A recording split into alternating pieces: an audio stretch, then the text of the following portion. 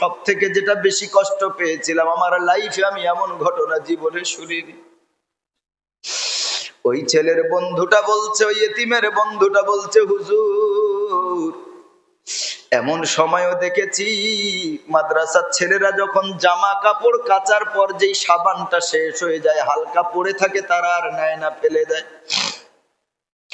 আমি দেখেছি এই এতিম ছেলেটা তাদের ফেলে দেওয়া সাবানগুলো এখান থেকে একটু ওখান থেকে একটু তুলে তুলে একটু বড় করে সাবান দিয়ে জামা কাপড় কাচতে দেখেছি।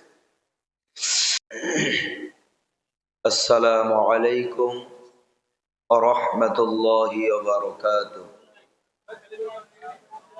আলহামদুলিল্লাহি নাহমাদুহু ওয়া নাস্তাঈনুহু ওয়া নাস্তাগফিরুহু ওয়া নু'মিনু বিহি ওয়া নাতাওয়াক্কালু আলাইহি ওয়া নাউযু বিল্লাহি মিন শুরুরি আনফুসিনা ওয়া মিন সাইয়্যাতি আ'মালিনা। من يهده الله فلا مضل له ومن يضلله فلا هادي له ونشهد أن لا إله إلا الله وحده لا شريك له ونشهد أن سيدنا وحبيبنا ونبينا ومولانا محمدا عبده ورسوله الذي أرسله بالحق بشيرا ونذيرا وداعيا إلى الله بإذنه وسراجا وقمرا منيرا. أما بعد فقد قال الله تعالى في الكلام المجيد وفي الفرقان الحميد. أعوذ بالله من الشيطان الرجيم. بسم الله الرحمن الرحيم. يرفع الله الذين آمنوا منكم والذين أوتوا العلم درجات. وقال النبي صلى الله عليه وسلم من سلك طريقا يلتمس فيه علما سهل الله له به طريقا إلى الجنة. إن الله وملائكته يصلون على النبي يا أيها الذين آمنوا صلوا عليه وسلموا تسليما. اللهم صل على محمد وعلى آل محمد كما صليت على إبراهيم وعلى آل إبراهيم إنك حميد مجيد. اللهم بارك على محمد وعلى آل محمد كما باركت على إبراهيم وعلى آل إبراهيم إنك حميد مجيد. तुम स्कूल में पढ़ो कॉलेज में पढ़ो कुछ नहीं नुकसान. तुम स्कूल में पढ़ो कॉलेज में पढ़ो कुछ नहीं नुकसान. इस्लाम की तमाम हुदूद जब करो फरमान इस्लाम की तमाम हुदूद जब कर फरमान, स्कूल में पढ़कर जब कुरान छोड़ दिया, कॉलेज में पढ़कर जब कुरान भूल गया, स्कूल में पढ़कर जब कुरान छोड़ दिया, कॉलेज में पढ़कर जब कुरान भूल गया, अफसोस आदाब ठिकाना है हाविया, अफसोस आदाब ठिकाना है हाविया। সমস্ত প্রশংসা উপাসনা আরাধনা সেই মহান গরিয়ান সর্বশক্তিমান আল্লাহ সুবহানাহু ওয়া তাআলার জন্য, যিনি মাগরিব বাদ আমাদেরকে পবিত্র মাদ্রাসার এতিমখানার প্রাঙ্গণে আল্লাহ তাআলা আমাদেরকে বসার এবং কিছু শোনার তৌফিক দান করেছেন। সেই আল্লাহর গোলাম বা বান্দা হিসেবে আমরা তার জন্য শুকরিয়া জ্ঞাপন করি, বলি আলহামদুলিল্লাহ।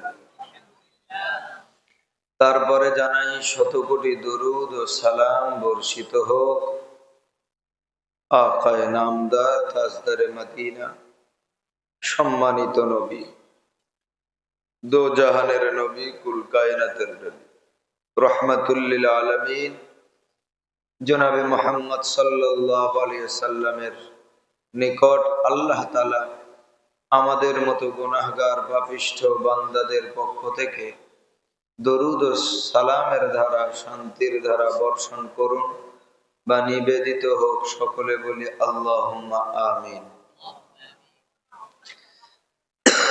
আজকে প্রোগ্রামের দ্বিতীয় দিন। আল্লাহর শুকর আপনারা সকলে এসেছেন। আগামীকালও অনেক দামি দামি কথা শুনেছেন, আজকেও শুনবেন। আল্লাহর কাছে আশাবাদী আল্লাহ তাআলা যেন শেষ পর্যন্ত আমাদেরকে ধৈর্য সহকারে এখানে থাকার এবং শোনার তৌফিক দান করেন। সকলে বলেন আমিন। আমি খুতবাতে কোরআনে কারিমা থেকে একটি আয়াত তেলাওয়াত করেছি। আয়াতটির অর্থ হলো এমন, আল্লাহ তাআলা বলছেন, ইয়ারফাউল্লাহুল্লাযীনা আমানু মিনকুম ওয়াল্লাযীনা উতুল ইলমা দারাজাত। তোমাদের ভিতরে যারা ঈমানদার তাদের এবং যাদেরকে ইলম দান করা হয়েছে তাদের ইজ্জত আল্লাহ সর্বোপরি দান করেছেন, তাদের সম্মান আল্লাহ সর্বোচ্চ দান করেছেন। এটি হলো আয়াতের অর্থ। তার মানে আয়াত দ্বারা আমরা বুঝতে পারলাম একজন আলিম আর একজন বেআলিম দুইজন সমান নয়। একজন আলিমের ইজ্জত আর একজন বেআলিমের ইজ্জত কখনো বরাবর নয়। ইলমওয়ালা যারা, কোরআনওয়ালা যারা, তাদের ইজ্জত আল্লাহ অনেক বাড়িয়ে দিয়েছেন। সুবহানাল্লাহ পড়েন। এটা কোরআনের কারণে আল্লাহ তাআলা তাদের কিছু স্পেশালিটি দান করেছেন। কোরআনের কারণে, কোরআনের জ্ঞান থাকার কারণে এজন্য আল্লাহ তাদের খাস করেছেন, নির্দিষ্ট করেছেন, আলাদা করেছেন। আল্লাহ রাব্বুল আলামিন বলেন, কুল হাল ইয়াস্তাবিল্লাযীনা ইয়ালামুন ওয়াল্লাযীনা লা ইয়ালামুন। আল্লাহ তাআলা এই আয়াতে বলছেন, যারা জ্ঞানী যারা অজ্ঞ, যাদের আল্লাহ জ্ঞান দান করেছেন আর যাদের জ্ঞান নেই, এই দুই শ্রেণীর মানুষ বরাবর নয়, সমান নয়। আল্লাহ তাআলা এই আয়াতে বললেন আলেম বেআলেম সমান নয়। আর আগের আয়াত যেটা পড়েছি সেই আয়াত আল্লাহ তাআলা বলেছেন যে ইমানদার এবং ইলিমওয়ালাদেরকে আল্লাহ স্পেশাল ভাবে সম্মান দিয়েছেন, তাদের ইজ্জত আল্লাহ আলাদাভাবে বাড়িয়েছেন। সুবহানাল্লাহ। আল্লাহর নবী সাল্লাল্লাহু আলাইহি ওয়াসাল্লাম বলেন, মান সালাকা তরিকান ইয়ালতামিসু ফীহি ইলমান সাহালাল্লাহু লাহু বিহি তরিকান ইলাল জান্নাহ। যারা ইলম অর্জনের পথে বার হয়, যারা দিন শিক্ষা অর্জন করার জন্য রাস্তায় বের হয়, নবীজি সাল্লাল্লাহু আলাইহি ওয়াসাল্লাম বলেন, সাহালাল্লাহু লাহু বিহি তরিকান ইলাল জান্নাহ। আল্লাহ তাদের জান্নাতের পথকে সহজ আসান করে দেয়। বলুন সুবহানাল্লাহ।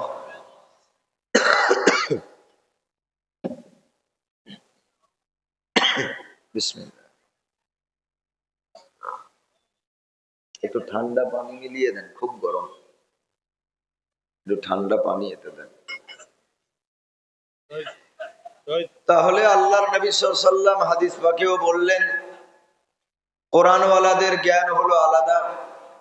আর আল্লাহ তাআলা কোরআন কারীমের ভিতরে বলেন, আলিম ওলামা যারা, কোরআনওয়ালা যারা, তাদের জ্ঞান, তাদের ইজ্জত হলো আলাদা।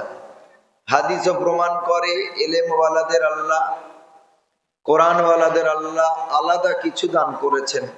স্পেসিফিক ভাবে, ইন্ডিভিজুয়াল ভাবে, ব্যক্তিগত ভাবে আল্লাহ তাআলা ইলমওয়ালাদেরকে আলাদা ইজ্জত দান করেছেন।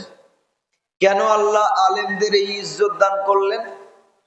কোরআনে সূরা ইয়াসিনের আগের পৃষ্ঠাতে আল্লাহ তাআলা বলছেন, ইন্নামা ইয়াখশাল্লাহা মিন ইবাদিহিল উলামা। আল্লাহ কেন উলামাদের ইজ্জত আলাদা করলেন? আল্লাহ তাআলা নিজেই বললেন, আমার বান্দার মধ্য হতে শুধুমাত্র যারা আলিম, যারা উলামা, তারা আল্লাহকে যথাযথ ভয় করেন। আল্লাহকে তারা যথাযথ ভয় করেন। আলেম উলামারা আল্লাহকে আলাদাভাবে ভয় করার কারণেই আল্লাহ তাদের ইজ্জত অনেক উঁচু করেছেন। সুবহানাল্লাহ। কেন আলেম ওলামা ইজ্জত এত বেশি দিলেন? আল্লাহ তাআলা বললেন, আলেম ওলামা কেন আল্লাহকে বেশি ভয় করে? আলেম ওলামা জানে আমরাও মানুষ, তো আলেম ওলামারাও তো মানুষ, আমাদের ভুল হওয়াটা স্বাভাবিক। একটা সাধারণ মানুষকে কাবু করার জন্য একটা শয়তান যথেষ্ট, আর একটা আলেম ওলামাকে কাবু করার জন্য একাধিক শয়তান প্রয়োজন। একটা সাধারণ মানুষকে কাবু করতে গেলে একটা শয়তান যথেষ্ট, আর একটা আলেম ওলামাকে কাবু করতে গেলে একাধিক শয়তানের প্রয়োজন। কারণ আলেম ওলামা জানে, যদি কোনো কারণে ভুল হয়ে যায় আল্লাহর কাছে গোপনে আবার তওবা করে। এজন্য আল্লাহ তাআলা আলেম ওলামাকে আলাদাভাবে ভালোবাসেন। সুবহানাল্লাহ। আমরা অপরাধ করি, আমাদের ভুল হয় না? মসজিদের ইমাম সাহেবের ভুল হয়, মাদ্রাসার হুজুরদের ভুল হয়, অনেক ভুল আছে। আলেম ওলামাদের অনেক ভুল আছে, কিন্তু ভুল করার পর তাদের অনুশোচনা হয়, তারা আত্মসমর্পণ করে, ভুল বোঝার পর আল্লাহর কাছে ক্ষমা চায়। কারণ আলেম ওলামা জাহান্নামের আযাব সম্পর্কে অবগত, কবরের আযাব সম্পর্কে অবগত। আমরা জানি যে জাহান্নামে এমন একটা গাড্ডা আছে, যেই গাড্ডা আলেম ওলামাকে দিয়ে আল্লাহ পুরা করবেন। তাহলে চিন্তা করেন, আলেম ওলামারা কি জাহান্নামে যাবে না? বিসমিল্লাহ। আলেম ওলামারা কি জাহান্নামে যাবেন না? অবশ্যই যাবেন। ওই হাফেজ জাহান্নামী, ওই আলেম জাহান্নামে যাবে। মান ক্বারাআল কুরআন ওয়া আমিলা বিমা ফীহি, কোরআন পড়বে আর কোরআন অনুযায়ী যে আমল করবে না, সেই জাহান্নামে যাবে। ইলম অর্জন করবে, ইলম অনুযায়ী যদি আমল না থাকে, তার ইলম অনুযায়ী যদি কর্ম না হয়, তাহলে জাহান্নামে যেতে হবে। কিন্তু আল্লাহ তাআলা আলাদা ভাবে বললেন, আলেম ওলামা যারা, তারা আমাকে বেশি ভয় করে। আলেম ওলামাদের বিরুদ্ধে কিছু কথা বলা নিষেধ। আপনার চোখের সামনে যদি ভুল হয়, আপনি আলাদা ভাবে তাকে ডেকে তার ভুলের সতর্ক করতে পারেন ভাই হিসেবে। কারণ রাসূল বলেছেন সাল্লাল্লাহু আলাইহি সাল্লাম, ইন্নামাল মুমিনুনা ইখওয়া। আল্লাহ তাআলা কোরআনে বলছেন, ইন্নামাল মুমিনুনা ইখওয়া ফাআসলিহু বাইনা আখওয়াইকুম ওয়াত্তাকুল্লাহ। আল্লাহ তাআলা বলছেন, মুমিনেরা একে অপরের ভাই। তোমরা যখন দেখবে মুমিনদের ভিতরে কোনো অশান্তি, কোনো বাধা, কোনো ঝগড়া কিছু হয়েছে, তোমরা তাদের ভিতরে সুলহ করে দাও, সেটা সমাধান করে দাও। ওয়াত্তাকুল্লাহ, আল্লাহকে ভয় করো। তার মানে বোঝা গেল আমরা সবাই ভাই ভাই, আমরা সবাই ভাই ভাই। এই জন্য কারোর ভুলকে জনসাধারণের সামনে উন্মোচন করা রাসূল নিষেধ করেছেন। আল্লাহ নবী সাল্লাল্লাহু আলাইহি সাল্লাম বললেন, আপনি যদি কাউকে ক্ষমা করেন, আল্লাহ আপনাকে ক্ষমা করবে। আপনি কারোর ভুলকে গোপন করবেন, আল্লাহ আপনার পাপকে কিয়ামতের দিন গোপন রেখে, এমন পাপ যেটা শুধু আল্লাহ জানেন, কোনো ফেরেশতা জানবে না, এমন কিছু গুনাহ যেটা শুধু আল্লাহই জানবেন, ফেরেশতারা জানবে না, আল্লাহ কিয়ামতের দিন আল্লাহ তার বান্দার ভালোবাসার পরিচয় দেবেন। ওই গুনাহকে আল্লাহ গোপন করে দেবে। গোপন করার পর আল্লাহ রাব্বুল আলামিন প্রকাশ না করে আল্লাহ নাজাতের ফয়সালা করে দেবে। আজকে যদি আপনি আরেকজনের পাপ গোপন করেন, আল্লাহ কিয়ামতের দিন আমাদেরকে, আমাদের পাপগুলি আল্লাহ ইনশাআল্লাহ গোপন করবেন। এই জন্য চায়ের দোকানে বসে, বাজারে আড্ডা মারতে মারতে আলেম ওলামার বিরুদ্ধে বলা যাবে না। কোন মসজিদের হুজুর কি করেছে, কোন মাদ্রাসার মুহতামিম কি করেছে, কোন মাদ্রাসার নাজিমে তালিমাত কি করেছে, কোন মাদ্রাসার প্রিন্সিপাল কি করেছে, এসব না। জবানে লাগাম লাগাম, জবানটা আলেম ওলামাদের বিরুদ্ধে ইস্তেমাল করবেন না, ব্যবহার করবেন না। জাহান্নাম যেতেই হবে, কপালে লিখে রেখে দিতে হবে। আপনি হয়তো আলেমের এমন একটা ভুলের কথা বলছেন, যেই ভুলটা আল্লাহ তার তওবার কারণে ক্ষমা করে দিয়েছেন, কিন্তু ক্ষমাকৃত, ক্ষমা হওয়া পাপ, যে পাপ ক্ষমা হয়ে গেছে, সেই পাপ নিয়ে আপনি জনসম্মুখে ছড়াচ্ছেন, তাহলে তো সেটা তার উপরে অপবাদ।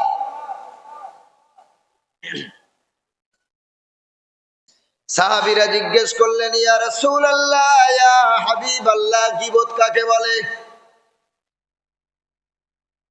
আল্লাহ রাসূল সাল্লাল্লাহু আলাইহি ওয়াসাল্লাম বললেন,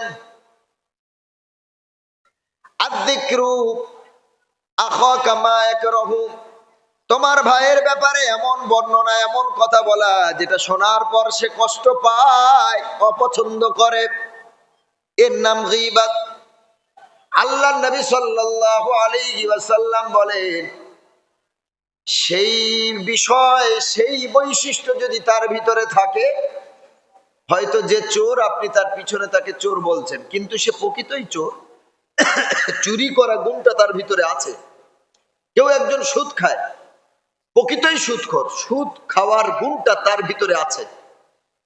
আল্লাহর নবী সাল্লাল্লাহু আলাইহি ওয়াসাল্লাম বলেন, যদি সেই গুণ তার ভিতরে থাকে, তাহলে সেটাই তো হলো গীবত। আর যদি না থাকে, তাহলে সেটা হবে বুহতান, সেটা হবে তার উপর অপবাদ।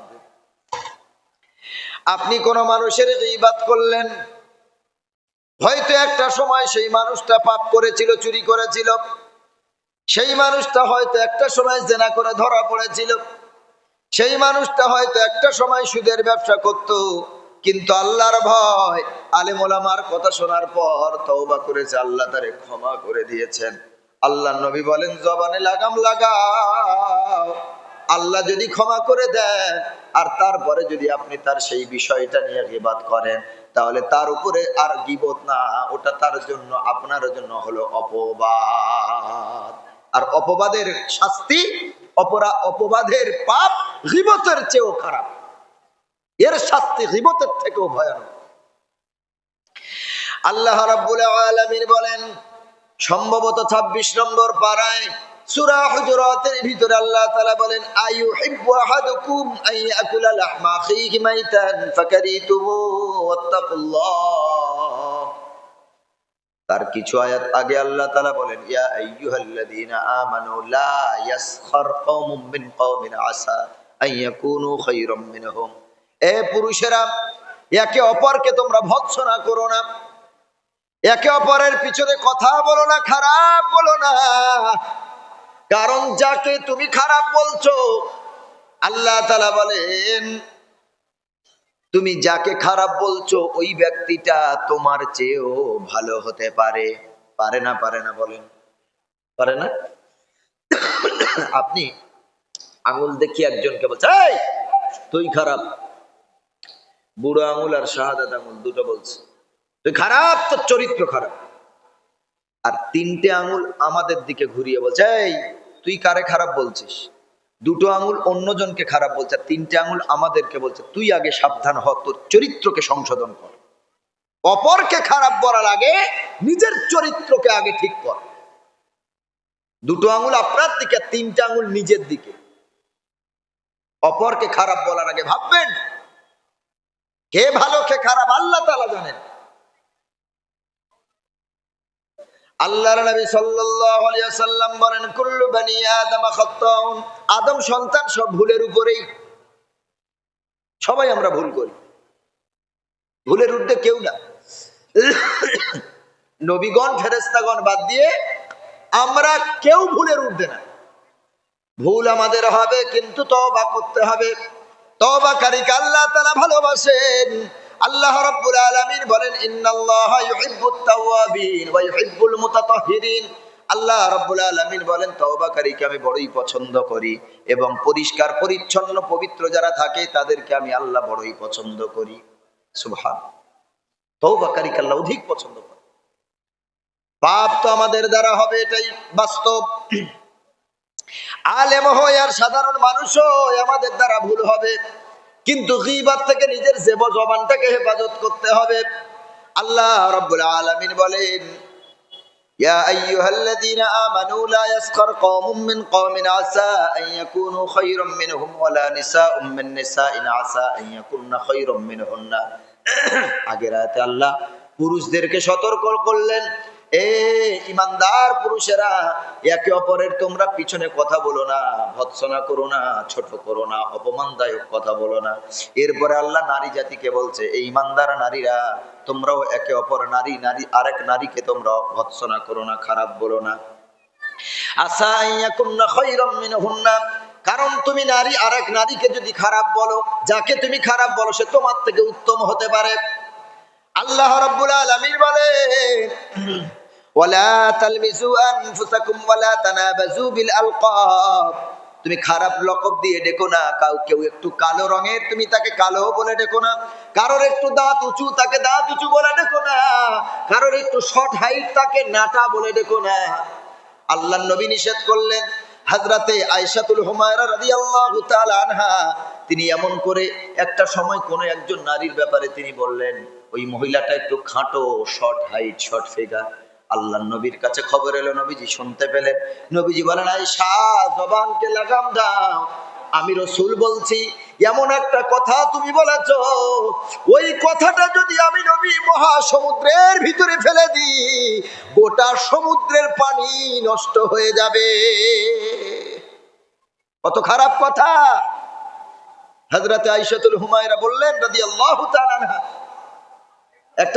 একজন মহিলাকে তিনি শর্ট হাইট নাটা ছিল, শর্ট হাইট নাটা ছিল, তাকে নাটা বলার কারণে রাসূল বললেন উইথড্র করো, তওবা করো, তোমার কথা তুমি ফিরিয়ে নাও। এমন কথা বলেছো সমুদ্রে যদি ফেলে দিই গোটা সমুদ্রের পানি নষ্ট হয়ে যাবে। সাবধান, সাবধান, সাবানটাকে লাগাম দাও। আল্লাহর নবী সাল্লাল্লাহু আলাইহি ওয়াসাল্লাম বললেন মাইয়াজমাল্লি মা বাইনা লাহইহি ওয়া মা বাইনা রিজলাইহি,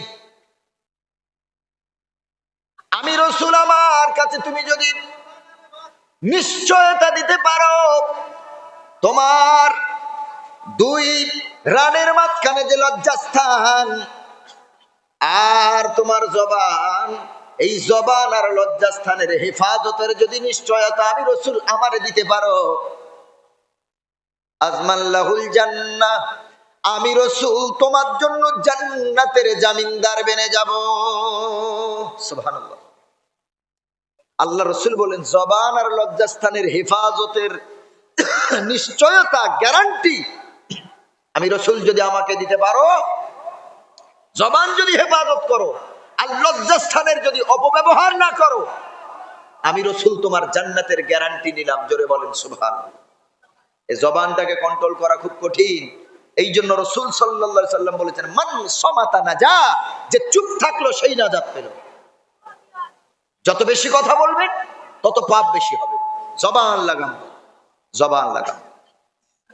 আল্লাহর নবী সাল্লাল্লাহু রাব্বুল আলামিন বলেন বিসাল ইসমুল ফুসুক বাদাল ঈমান, ঈমানদার ঈমান আনার পর কাউকে খারাপ নামে ডাকবে না। খারাপ নামে ডাকাটা ফাসিকি হবে, গুনাহগার হয়ে যাবেন।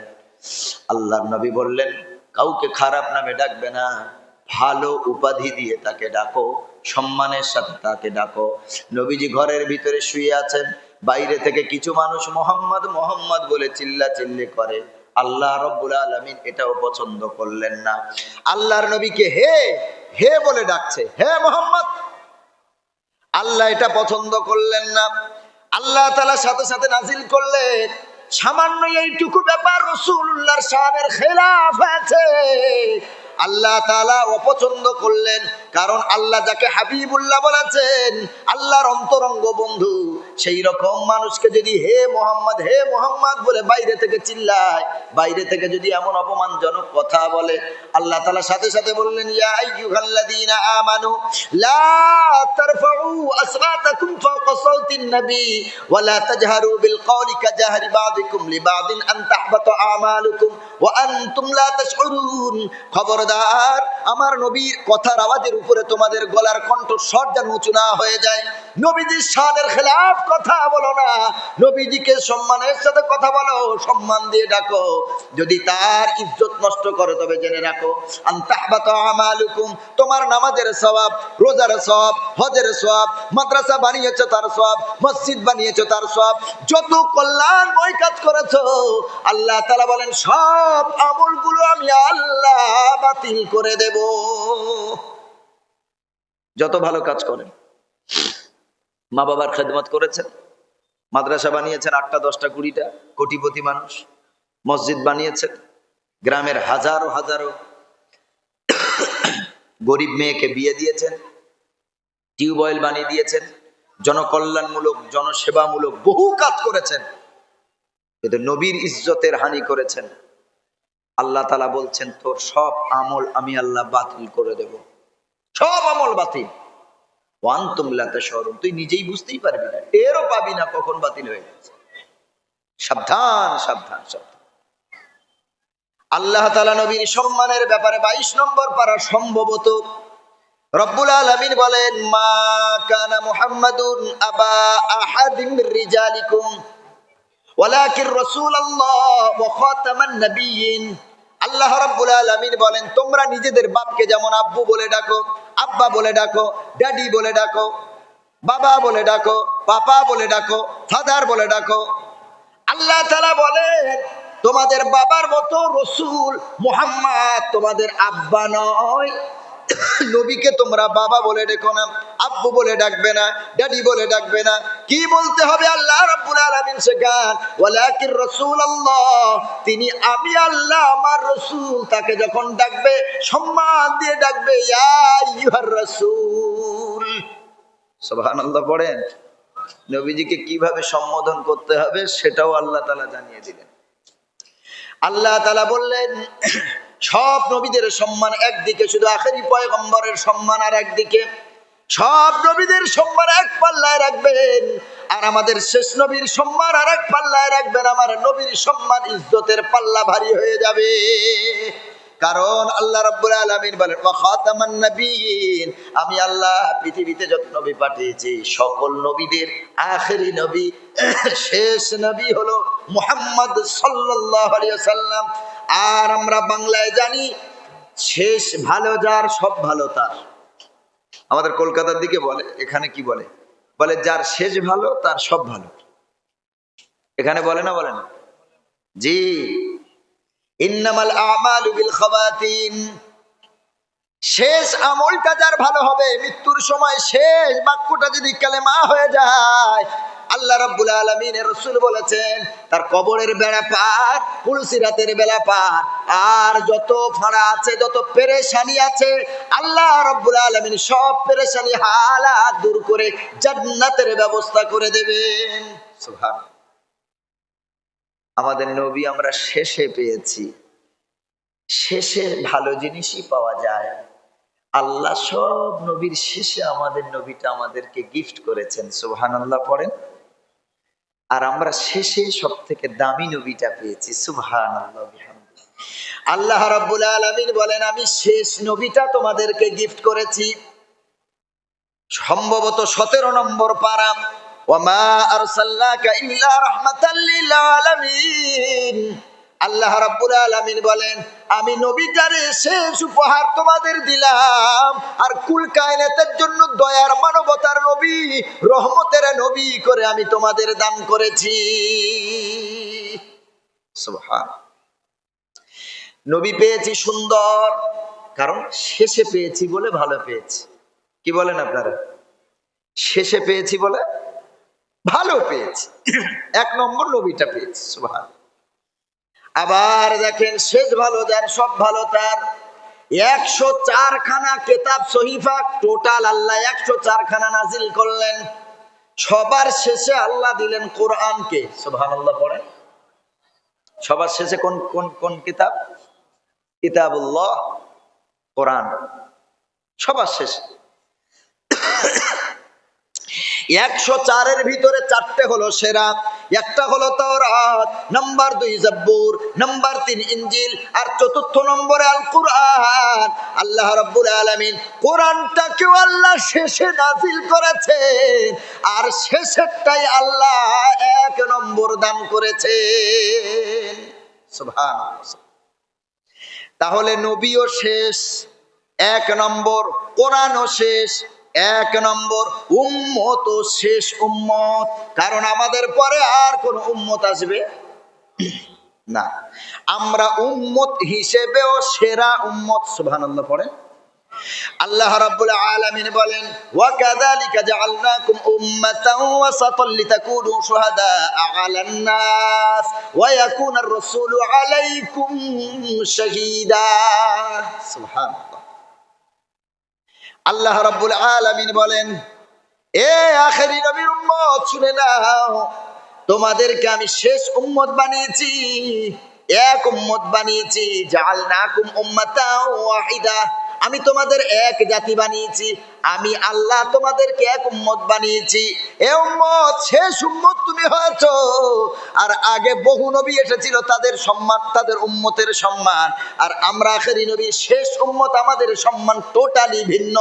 ও মুসলমান বাবাজি, আল্লাহ আমাদের ইজ্জত করেছেন অনেক বেশি, কারণ আমরা শেষ নবী পেয়েছি, শেষ কালাম পেয়েছি, আর উম্মত হিসেবেও শ্রেষ্ঠ। আল্লাহ রাব্বুল আলামিন বলেন তোমরা এমন একটা উম্মত, এমন একটা নবীর উম্মত, তোমরাই সাক্ষী দেবে অন্য নবীদের ব্যাপারে। সুবহানাল্লাহ। আমরা সাক্ষী দেব অন্য নবীর ব্যাপারে, আমাদের সাক্ষী নিয়ে অন্য নবী জান্নাতে যাবে। সুবহানাল্লাহ পড়েন। আরে উম্মত, আখেরি নবীর কত ইজ্জত, উম্মতের কত ইজ্জত দেখেন, আমাদের সাক্ষী নিয়ে অন্য নবীরা জান্নাতে যাবে। আল্লাহর নবী সাল্লাল্লাহু আলাইহি ওয়াসাল্লাম বলেন ইউদআ নূহুন ওয়া উম্মতুহু ইয়াউমাল কিয়ামাতি, কিয়ামতের দিন, মুসিবতের দিন, আল্লাহ তাআলা নূহ নবী আর তার উম্মতকে আল্লাহ ডাকবেন।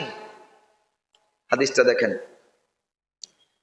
আল্লাহ তাআলা কিয়ামতের দিন নূহ আলাইহিস সালাম এবং তার উম্মতকে ডাকবেন। দেখে আল্লাহ তাআলা নূহ নবী, আমার দিকে তাকান, ধরেন এইটা নূহ নবী দাঁড়িয়ে আছে, এটা তার উম্মত দাঁড়িয়ে আছে, সামনাসামনি মুখোমুখি দাঁড়িয়ে আছে, ফেস টু ফেস। এইবার আল্লাহ নূহ নবী আলাইহিস সালামকে জিজ্ঞেস করবেন, হাল বাল্লাগতা আমরি, ও নূহ, আমি যে আদেশ দিয়েছিলাম, আমি যে ধর্ম তোমার কাছে দিয়েছিলাম, আমি যে বিধিনিষেধ তোমাকে দান করেছিলাম, সেটা কি তুমি তোমার উম্মতের কাছে পৌঁছিয়েছো? তোমাকে তোমার উম্মতের কাছে যা দিতে বলেছিলাম সেগুলো কি তোমার উম্মতকে শুনিয়েছো? জান্নাত জাহান্নামের কথা, আমি আল্লাহ, আমি এক, আমাকে মানবে, তোমাকে নবী বলে মানবে, এসব কথা কি শুনিয়েছো? ক্বালা নাম, হযরত নূহ আলাইহিস সালাম বলবেন, আল্লাহ, জি, আপনি যা যা হুকুম দিয়েছেন আমার উম্মতের কাছে আমি সেগুলো পালন করেছি, উম্মতের কাছে পৌঁছিয়ে দিয়েছি। এইবার আল্লাহ, সাক্ষী ছাড়া তো বিচার হয় না, সাক্ষী ছাড়া বিচার হবে? সাক্ষী ছাড়া কোনো বিচার হয়?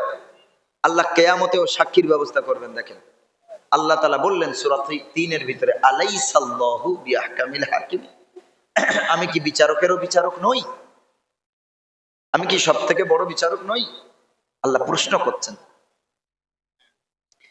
কিয়ামতের দিন, মুসিবতের দিন, এইবার যখন নূহ নবী আলাইহিস সালাম স্বীকার করবেন যে আপনার হুকুম, আপনি যা যা বলেছেন সবগুলো উম্মতের কাছে পাঠিয়েছি, সামনাসামনি নূহ নবী আর তার উম্মত, আল্লাহ এবার নূহ নবীর উম্মতকে জিজ্ঞেস করবেন, হাল বাল্লাগাকুম, তোমাদের কাছে কি নূহ নবী এসেছিল?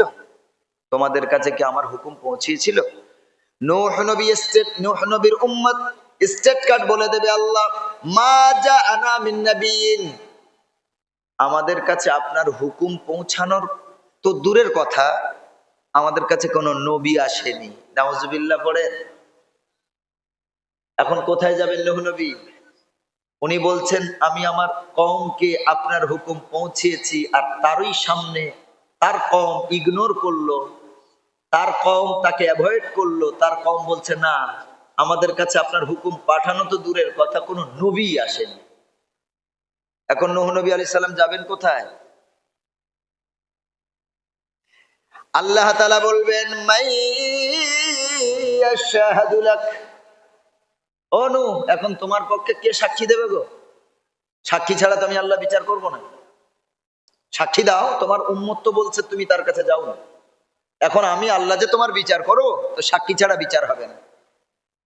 হযরত নূহ আলাইহিস সালাম বলবেন, আল্লাহ, আমার উম্মত আমার বিপক্ষে চলে গেছে, কিন্তু এমন নবীর উম্মতের কথা আপনাকে বলবো যারা আমাকে চোখেও দেখে নাই, আমার জীবন যারা পায় নাই, ওই রকম উম্মত যারা কোরআনে পড়েছে আর হাদিসে শুনেছে আমি নূহ নবী এসেছিলাম, ৯৫০ বছর দুনিয়াতে ছিলাম, উম্মতের কাছে আমি দাওয়াত দিয়েছি, তারা সাক্ষী থাকবে, তারা ইতিহাস পড়ে আমার ব্যাপারে জানবে।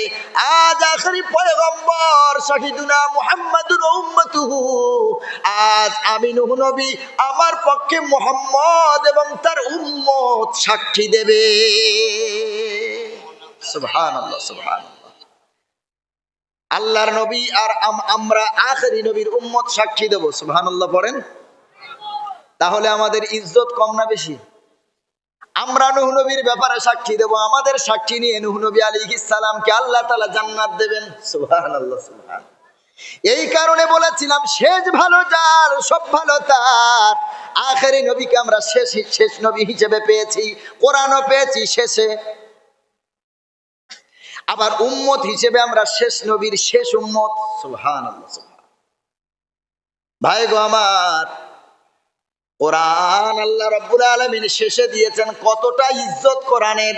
যেই মাসে আল্লাহ কোরআনটা নাজিল করলেন, কোরআনের ছোঁয়া লেগে ওই মাসটা হলো শ্রেষ্ঠ মাস। সুবহানাল্লাহ বলে।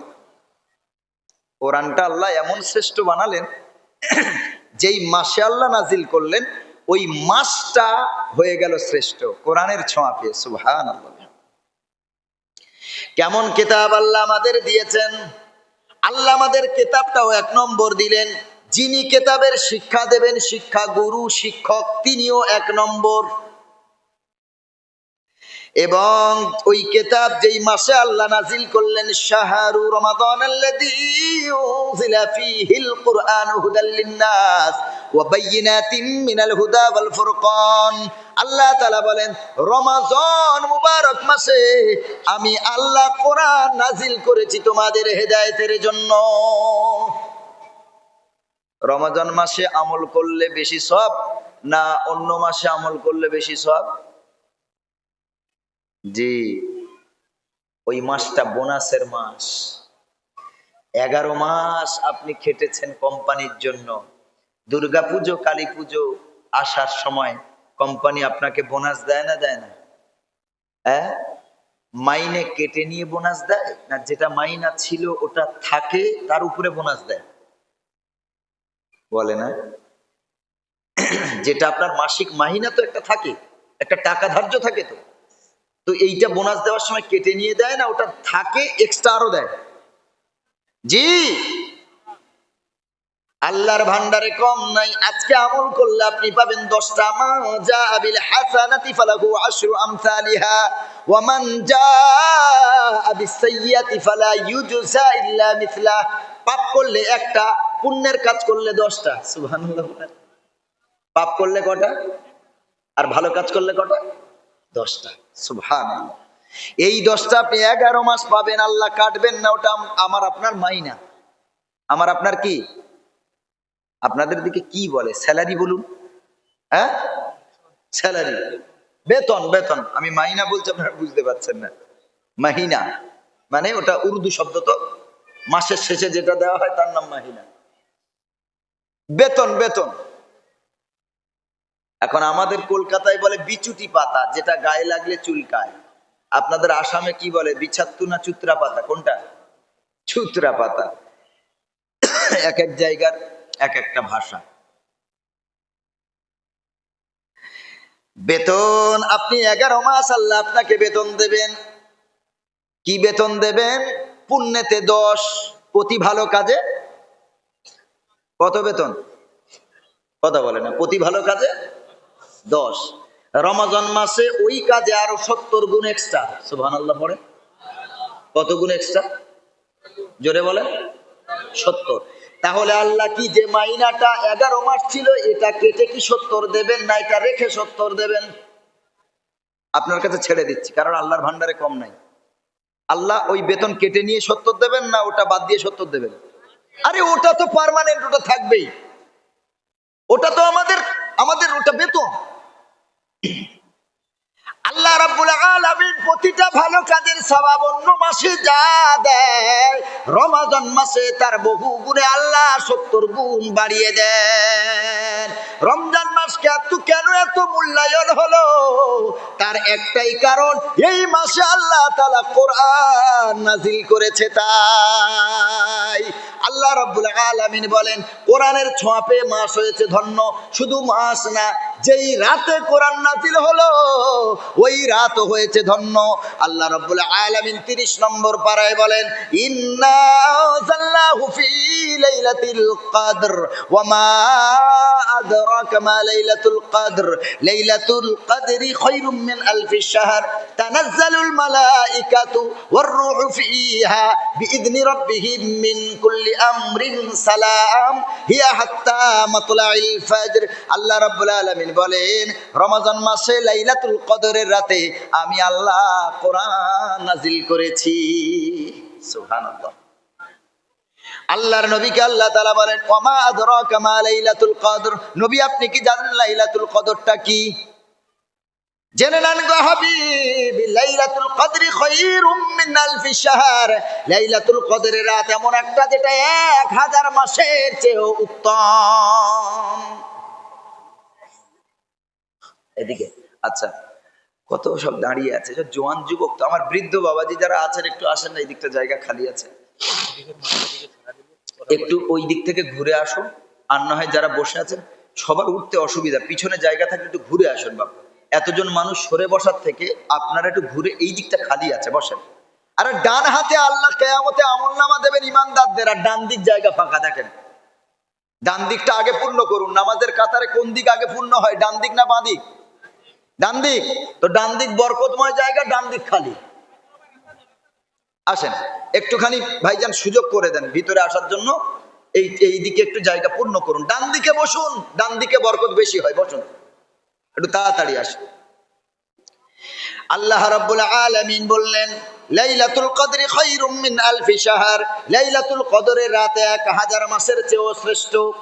তানাজ্জালুল মালাইকাতু, এই রাতে আল্লাহ ফেরেশতা মণ্ডলীকে অবতরণ করেন, ওয়ার রূহু, সঙ্গে জিবরিল আমিনকেও অবতরণ করেন, বিইذনি রাব্বিহিম, আল্লাহর অনুমতি ক্রমে, মিন কুল্লি আমর, আল্লাহ যেই হুকুমগুলো দেন সবগুলো নিয়ে, আর আল্লাহর হুকুম নিয়ে, আল্লাহর অনুমতি ক্রমে এই ফেরেশতারা লাইলাতুল কদরে আল্লাহ অবতরণ করান।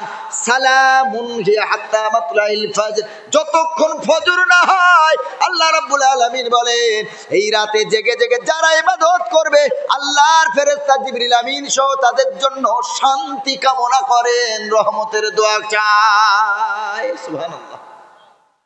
তার মানে কোরআনের ছোঁয়া পেয়ে মাস ধন্য, কোরআনের ছোঁয়া পেয়ে রাত ধন্য। আচ্ছা আপনার যদি জানা থাকে বলবেন লাইলাতুল কদরের রাত আমার নবী ব্যতীত অন্য কোন নবীর উপরে ছিল? জি জি না। লাইলাতুল কদরের চেয়ে অন্য কোন শ্রেষ্ঠ রাত আর আছে? 2 ঈদের রাত, আরাফাতের রাত, শবে বরাতের রাত, শবে মেয়ারাজের রাত, আর যত আছে লাইলাতুল কদরের চেয়ে কি শ্রেষ্ঠ? জি না। এমন একটা রাত আল্লাহ দিয়েছেন শুধু কোরআনের মাধ্যমে। কোরআনের ছোঁয়া পেয়ে মাস হলো ধন্য, কোরআনের ছোঁয়া পেয়ে লাইলাতুল কদরের রাতটা হলো ধন্য। ও মুসলমান বাবাজি, এবার যেই সিনাতে কোরআন আল্লাহ দান করেছেন ওই সিনাও ধন্য, জোরে বলেন সুবহানাল্লাহ। যেই সিনাতে আল্লাহ কোরআন দান করলেন ওই সিনাও কি হয়ে গেছে? ধন্য হয়ে গেছে। ওই সিনার সম্মান আল্লাহ আলাদা দিয়েছেন। সুবহানাল্লাহ সুবহানাল্লাহ। এই কারণে আখেরি পয়গম্বর বলেন, যদিও হাদিসটা যায়িফ কিন্তু জাল নয়, শিক্ষার জন্য বলা যায়। আল্লাহর নবী সাল্লাল্লাহু আলাইহি ওয়াসাল্লাম বলেন, কুন আলিমান আও মুতাআল্লিমান আও মুস্তামিআন আও মুহিব্বান।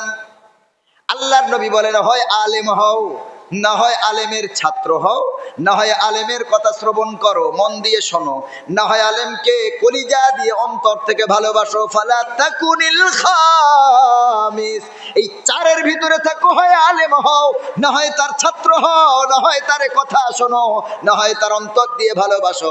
4 নম্বর রাস্তা তলব করো না, কারণ 4 নম্বর রাস্তা গীবাতের রাস্তা, শয়তানের রাস্তা। ওই রাস্তায় গিয়ে আলেমের বিরোধিতা করে জাহান্নাম পাওয়া যাবে, জান্নাত পাওয়া যায় না। নবীজি বললেন, আলেমের সাথে মুসাফা করো, করমর্দন করো, গলাতে গলা লাগাও, বুক লাগাও। আরে কোরআনের সিনার সাথে যদি আপনার সিনাটা লেগে যায়, এই সিনা লাগার সিলা করে আমার মহান আল্লাহ তাআলা কাল কিয়ামতের দিন জান্নাতের ফয়সালা করে দেবে। কোরআনওয়ালাদের সাথে মুসাফা করুন, একটু গলায় লাগান।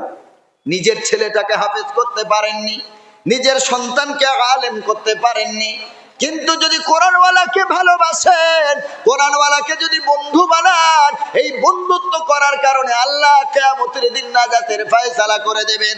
আল্লাহর নবী সাল্লাল্লাহু আলাইহি সাল্লাম বলেন, একজন কোরআনের আলেম, কোরআনের মাহির, কোরআন পাঠে দক্ষ, কোরআনের হাফেজ, আশারাম মিন আহলি বাইতিহি, তার পরিবারের 10 জনকে জান্নাতে নিয়ে যাওয়ার জন্য আল্লাহর কাছে সুপারিশ করতে পারবে।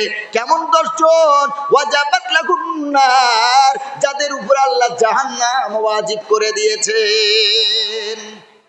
সুবহানাল্লাহ পড়েন। ভাইরা আমার, কোরআনওয়ালা কত মর্যাদাপূর্ণ দেখেন। যাদের সিনাতে আল্লাহ কোরআন দিয়েছেন, কোরআনওয়ালার মর্যাদা শোনেন।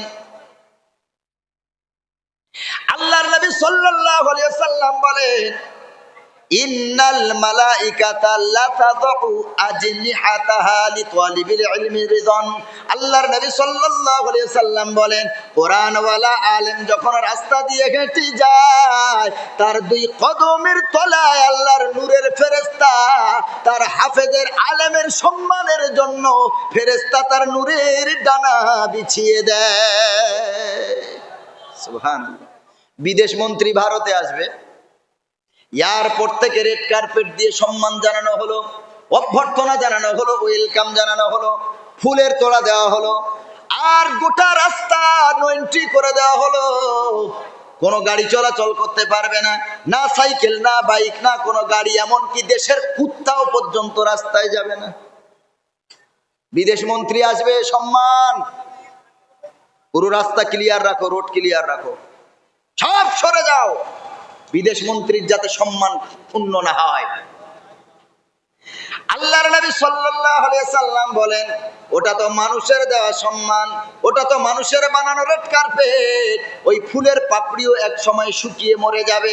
কিন্তু এ কোরআনওয়ালা শোনো, আমি আল্লাহ তোমার এত ইজ্জত দিয়েছি, তুমি রাস্তা দিয়ে যখন হাঁটবে, তোমার সাধারণ মানুষ শুধু রাস্তা দিয়ে হাঁটে, আর আলেম আর হাফেজেরা তারা আল্লাহর ফেরেশতার ডানার উপরে দিয়ে হেঁটে যায়। সুবহানাল্লাহ। এই জন্য আলেম, জ্ঞানী আর যাদের জ্ঞান নাই দুটো বারাবার না। আলেম ওলামারা আল্লাহর ফেরেশতার নূরের ডানার উপর দিয়ে হেঁটে যায়। সুবহানাল্লাহ। কত সম্মান! সম্মান কেন দেবে না?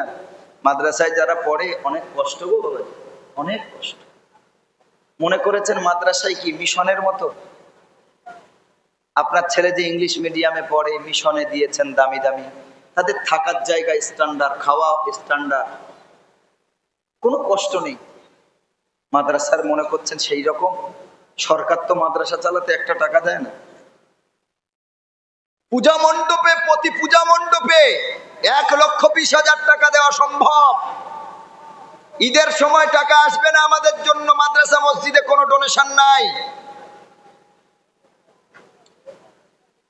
তো মাদ্রাসার বাচ্চারা কত কষ্টে থাকে, কেন আল্লাহর নবী তাদের সম্মান দেবেন না? কেন তাদের সম্মান দেবেন আল্লাহ রাসূল? কারণ তাদের যে ভালো খেতে পায় না, তারা মাসের পর মাস তারা বাপ মা ছেড়ে পড়ে আছে এতিমখানা মাদ্রাসায়। কত গরিবের সন্তান, কত এতিম, কতজনের বাপ নেই, মা অন্যের বাড়িতে রান্না করে, থালা বাসন ধোয়, ওই যেটুকু পয়সা পায় বাচ্চাকে দেখতে আসার মতো সময় পায় না। কারণ কাজের জায়গায় ছুটি নিলে কাজটা হাতছাড়া হয়ে যাবে। মাসে 2,000 2,500 যেটুকু পায় সেটুকু আর বেচারি পাবে না। কত এতিম বাচ্চা মাদ্রাসায় পড়ে জানেন? কত গরিবের সন্তান পড়ে। এই যে শীতকাল, এই ঠান্ডা, একটু ব্রেন দিয়ে একটু ভাবুন তো, আপনাদের একটু ভাবতে বলছি আমি আপনাদের বলবো না আপনাদের সব টাকাগুলো মাদ্রাসায় দিয়ে দেন, একটু ভাবুন। আপনার বাচ্চাটা শীতকালে দামি খাটে ঘুমাচ্ছে, দামি পালঙে ঘুমাচ্ছে, দামি ডবল ব্ল্যাঙ্কেট গায়ে দিয়ে ঘুমাচ্ছে, আর মাদ্রাসার ছেলেটা, আপনার বাচ্চাটা যদি বিছানায় পেশাব করে তার জন্য আপনি প্যাম্পাস পরিয়ে দিচ্ছেন যাতে বিছানা নোংরা না হয়। চিন্তা করেন তো, মাদ্রাসাতে তো 6 বছর 7 বছর 8 বছরের বাচ্চারাও পড়ছে, কত বাচ্চা, মাসুম বাচ্চা আছে।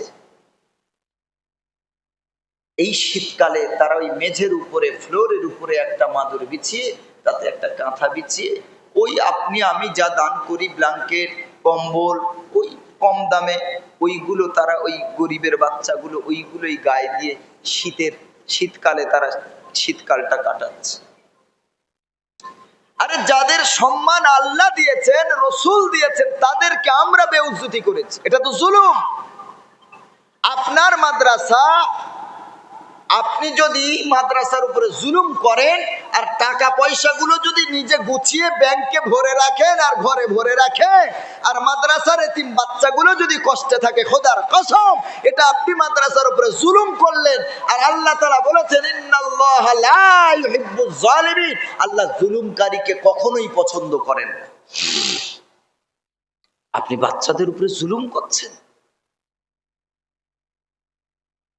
জুলুম করছে। কত বাচ্চা মাদ্রাসায় আছে এতিম, কত কষ্ট করে তারা কোরআনের হাফেজ হয়। এই শীতকালে, শীতের সময় ভোরের বেলা তাদের উঠতে হয়। যাদের সিনায় কোরআন তাদের এত দুনিয়ায় কষ্ট। কোরআনওয়ালা সিনা যাদের আল্লাহ দান করেছে, এই ঠান্ডার সময় কত কচি কচি মাসুম বাচ্চা। যদি বলেন মাদ্রাসায় পড়িয়ে কি হবে, কি লাভ, আমি আপনাকে লাভটা বলে দিই, শোনেন। আপনার বিএ পাস ছেলে, ডাক্তার ছেলে, এমএ পাস ছেলে, ও পাক না পাক ও বোঝে না, পেশাব করে পানিও নেয় না, বসেও পেশাব করে না, দাঁড়িয়ে পেশাব করে। আর মাদ্রাসার একটা বাচ্চা 6 বছর 7 বছর এখনো যে সাবালক হলো না, অ্যাডাল্ট হলো না, যার উপরে এখনো শরীয়ত ফরজ হয় না, ও পেশাব যখন করতে যায়, বাইতুল খালাতে যখন যায়, বাথরুমে যখন যায়, তখন পানি নিয়ে যায়। আপনি ওকে প্রশ্ন করে দেখেন, এ বাবু তোর নাম কি? আমার নাম আব্দুল্লাহ। বয়স কত? 6 বছর বা 7 বছর। পেশাব করতে যাচ্ছ, এটা কি নিয়ে যাচ্ছ? পানি। কেন নিয়ে যাচ্ছ? ওইটুকু বাচ্চা উত্তর দেবে, আমার হুজুর বলেছে পেশাবের ফোঁটা ছিটা ফোঁটা যদি কাপড়ে লাগে না পাক হয়ে যাবে, তাই আমি নুরানি কায়দা পড়বো, আমি কোরআন মাজিদ পড়বো, আমি এমন করে না পাক অবস্থায় পড়তে পারি না। ও মুসলমান বাবাজি, একটু চিন্তা করেন, আপনারও তো 6 বছর 7 বছর 8 বছরের বাচ্চা আছে। বিছানায় যদি পেশাব করে দেয়, কতজনের বাচ্চা বিছানায় পেশাব করে দেয়, ওর মা রাত্রেবেলা ওই বাচ্চাটাকে ভিজা বিছানায় ঘুমাতে দেয় না, বিছানাটা পাল্টে দেয়, কাপড়টা পাল্টে দেয়। মাদ্রাসাতেও কত এমন কচি কচি মাসুম বাচ্চা আছে গো, তারাও মাঝে মাঝে বিছানায় পেশাব করে দেয়। কাছে ওর মা নাই যে ওর কাপড়টা রাত্রেবেলা উঠে একটু পাল্টে দেবে, ওর বিছানাটা চেঞ্জ করে দেবে। কত কষ্ট অন্তরে যারা মাদ্রাসা চালায়, হৃদয় ভরা কষ্ট। ওই মাসুম বাচ্চা কলিজার টুকরা মা বাপ ছেড়ে সব চলে এসেছে মাদ্রাসায়। সারা রাত শীতকালে ও পেশাব করে, ওই লুঙ্গি পরে, ওই পায়জামা পরে শুয়ে থাকে, বিছানাও পাল্টাতে পারে না, কারণ এক্সট্রা কাঁথা নাই, এক্সট্রা ব্ল্যাঙ্কেট নাই, এক্সট্রা মাদুরও নাই, তো কি করে ঘুমাবে? এই শীতকালে ওই মাসুম বাচ্চাটা সারা রাত পেশাবের উপরে ঘুমিয়ে থাকে ঠান্ডাতে, মাঝে মাঝে কুকড়ে যায়, ছোট্ট হয়ে শুয়ে থাকে, থরথর করে কাঁপে এক কোনায়, আর মনের ভিতরে টুকরে টুকরে কাঁদে, মা মা মা তুমি কই? এতগুলো বাচ্চা হুজুর কয়জনকে খবর রাখবে, কে বিছানায় পেশাব করছে, কে করছে না? ওই মাসুম বাচ্চা যার বয়সটা এখন মায়ের আদরের আঁচলের তলায় বড় হওয়ার কথা ছিল, ওই বাচ্চা মাদ্রাসায়। তারপরেও কচি মাসুম বাচ্চা, ও জানে যে আমি বিছানায় পেশাব করে ফেলেছি, এই অবস্থায় আমি কোরআন পড়তে পারবো না, কারণ ও বাচ্চা, ওর উপরে শরীয়ত ফরজ না, ও নুরানি কায়দা পড়ুক, কোনো অসুবিধা নাই, কিছুই হবে না, একটা গুনাহ হবে না। কিন্তু এই ছোট্ট বাচ্চাটা ভোরবেলা যখন হুজুর ওরে ডেকে দেয়, ওই বাচ্চাটা ওঠে, এই ঠান্ডা পানিতে গোসল করতে হয়, গিজার লাগানো নাই, গিজার লাগানো নাই। ওর মা যদি ওর কাছে থাকতো, আল্লাহর কসম ওরে ওই ঠান্ডা পানিতে গোসল করাতো না। কিন্তু দিন এলেম শিক্ষা করার জন্য মা বাপ ছেড়ে চলে এসেছে, কোথায় পাবে এই ভোরের বেলা গরম পানি গো? ওই ঠান্ডা পানিতে হুজুর বলেছে গোটা শরীর ধুতে হবে না, কোমর থেকে ধুয়ে নাও। ওই ভোরের বেলা ঠান্ডা পানি গায়ে ঢালে, আর থরথর করে কচি বাচ্চাটা কাঁপতে থাকে। ও বাবাজি আমার, এদের কাছে মা নাই, বাবাও নাই, কেউ একটু আদর করবে। ওই বাচ্চাগুলো যদি না খেয়ে ঘুমিয়ে যায়, কেউ আদর করে তুলে খাওয়ানোর মতো নাই। ওই বাচ্চাগুলো যদি মশারি না খাটিয়ে ঘুমিয়ে যায়, হাজারো মশা কামড় দেবে, ওর কাছে ওর মা নাই যে মশারিটা খাটিয়ে দেবে রে বাবা। বাচ্চারা শীতের সময় জামা কাচতে পারে না, বড় কষ্ট হয়। একটা জামা 4 দিন 5 দিন করে পরে, জামাটা কালো হয়ে যায়, নোংরা লেগে যায়, সামা লেগে যায়, কিন্তু ওর মা নাই, কেউ রেখেছে দেবে, কেউ রে বিছানাটা করে দেবে, কেউ ওর মশারিটা খাটিয়ে দেবে। আমাদের বাচ্চারা যদি না খেয়ে ঘুমিয়ে যায়, ওর মা ওকে আবার তুলে ওর গালে তুলে আদর করে খাইয়ে মুখটা মুছিয়ে দিয়ে ওকে পেশাব করিয়ে নিয়ে তারপরে ঘুম পড়ায়। কিন্তু মাদ্রাসার বাচ্চাদের কাছে তো মা নাই। আমারও তো মাদ্রাসা আছে, প্রায় 350 ছাত্র আছে রে ভাই, বড় কষ্ট হয়। প্রত্যেকটা টিচার মাস্টারকে আমি বলে রেখেছি, মাদ্রাসার বাচ্চাদের গায়ে তোমরা একটা বাড়ি তুলবে না। যদি মারতে হয় হাতের তালুতে 1-2 ঘা আস্তে মারবে, এটা শাসন, তবে একটু বকাবকি করবে, কলিজার টুকরাদের গায়ে হাত দিও না। মাদ্রাসার এক কচি বাচ্চাকে যখন হুজুর মারে, ও এসে আমার কাছে বলে, হুজুর আমি অনেক বাচ্চাকে দেখেছি পিলারের ধারে দাঁড়িয়ে দাঁড়িয়ে কাঁদতেছে, গাছের ধারে দাঁড়িয়ে দাঁড়িয়ে কান্না করে, বিছানায় শুয়ে শুয়ে কান্না করে, আমার চোখের সামনে পড়ে যায়। আমি জিজ্ঞেস করি, বাবা কি হয়েছে, কাঁদো কেন? বলতে চায় না ভয়ে, তারপরেও হাত দুটো দেখায়, পা তুলে দেখায়, হুজুর অমুক হুজুর আমাকে মারেছে, আমাকে অনেক পিটিয়েছে। ওই হুজুর গুলোকে ডেকে আমি বলি, সাবধান, এটা যদি তোর কলিজার টুকরা সন্তান হতো, তুমি কি মারতে পারতে? আজ ওর কে আদর করবে, কে ওর কোলে তুলে একটা চুমা দেবে, কারণ ওর কাছে তোর মা নাই। কে ওই ব্যথার জায়গায় একটু জেল লাগিয়ে দেবে, কে বরফ লাগাবে, কে ওর কোলে তুলে কপালে চুমা দিয়ে আদর করে বলবে, বাবা কাঁদিস না, ভালো হয়ে যাবে। আমি মাদ্রাসার শিক্ষকদেরকে বলবো, বাচ্চাদেরকে মারবেন না, আদর করুন, একটু বলুন, কারণ ও তো বাচ্চা, সন্তান তো ভুল করবেই, এটা স্বাভাবিক। শাসন করতে গেলে যেইটুকু দরকার হালকা মারবেন, পরে আবার ওকে গলায় জড়িয়ে কোলে নিয়ে একটু আদর করবে, কারণ ওই বাচ্চাটার কাছে মা নাই, বাবা নাই, কেউ ওরে আদর করার মতো নাই। বাচ্চাগুলো যখন চোখে পানি দেখি, কলিজাটা ভেঙে যায়, কলিজাটা চৌচির হয়ে যায়। অনেক বাচ্চাকে দেখেছি কাঁদতেছে, জিজ্ঞেস করি, বাবা কেন কাঁদো? বলে, হুজুর আমি একটু বাড়িতে যাব, আমার মায়ের কথা মনে উঠছে। হুজুর ছুটি যদি না দেয়, ওর ছুটির দিন আর খেলা করে না, মনটা বড় খারাপ। সকলের মা আসে, বাবা আসে, যার মা নাই, বাবা নাই, রাস্তার দিকে তাকিয়ে আর ভাবে, যদি আমার বাবা থাকতো, আমার মা থাকতো, আমারেও আদর করতো, আমারেও ভালোবাসতো। আপনাদের এই আসাম রাজ্যে মরিগাঁও বলে একটি ডিস্ট্রিক্ট আছে, ওখানে একটা বাজার আছে, বুড়াবুড়ি বাজার। আমি গত বছর ওই বুড়াবুড়ি বাজারে জলসা করতে গিয়েছিলাম, থানার পাশে এক মাদ্রাসা। জলসা শেষে যখন মেহমান খানায় ঢুকলাম, একটা ছেলে কাঁদতে কাঁদতে এসেছে, তার সাথে ছিল তার এক বন্ধু, খুব যদি বেশি হয় তো 12 থেকে 13 বছর বয়স হবে। এসে আমার কাছে বলে, হুজুর আমার মাথায় একটু হাত বুলিয়ে দেয়, আমার জন্য একটু দোয়া করুন, এই পৃথিবীতে আমার আব্বাও নাই, আমার মাও নাই, আমি বড় এতি। ওর বন্ধুটা কাঁদে আর বলে, হুজুর আমি দেখেছি মাদ্রাসার ছাত্রদের যাদের আব্বা মা বেঁচে আছে, তারা যখন দেখতে আসে, তাদের ছেলেরা দৌড় দিয়ে যায়, মায়ের বুকে জড়িয়ে ধরে, মা তাদের কত আদর করে, বাবারা কত আদর করে, কত খাবার তাদের জন্য নিয়ে আসে। আমার এই বন্ধুটা দেখেছি এই দৃশ্যগুলো দেখে আর ঝরঝর করে কাঁদে, আমার কাঁধে মাথা রেখে।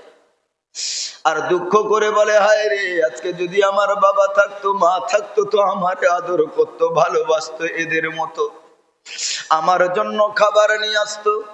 আমি বললাম, তোমার দায়িত্ব নিয়েছে কে? বললো, আমার খালা আর আমার খালু আমাকে মাদ্রাসায় ভর্তি করেছে। খালার ছেলে মেয়েরা দামি দামি স্কুলে পড়ে, মিশনে পড়ে, গভর্নমেন্ট স্কুলে পড়ে, ওর বাপ মা নাই, তাই ওকে দেখে মাদ্রাসায় দিয়েছে।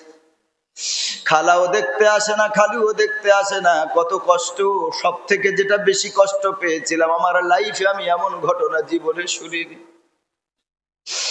ওই ছেলের বন্ধুটা বলছে, ওই এতিমের বন্ধুটা বলছে, হুজুর, এমন সময়ও দেখেছি মাদ্রাসার ছেলেরা যখন জামা কাপড় কাচার পর যেই সাবানটা শেষ হয়ে যায়, হালকা পড়ে থাকে, তারা আর নেয় না, ফেলে দেয়। আমি দেখেছি এই এতিম ছেলেটা তাদের ফেলে দেওয়া সাবানগুলো এখান থেকে একটু, ওখান থেকে একটু তুলে তুলে একটু বড় করে সাবান দিয়ে জামা কাপড় কাচতে দেখেছি। হুজুর, আমিও গরিব, যতটুকু পারি ওকে দেখি। ছেলেটা হাউমাউ করে কাঁদতেছে। আর বললাম, তোমারে কে দেখে? বললো, আমার হুজুর আমারে যতটুকু পারে দেয়।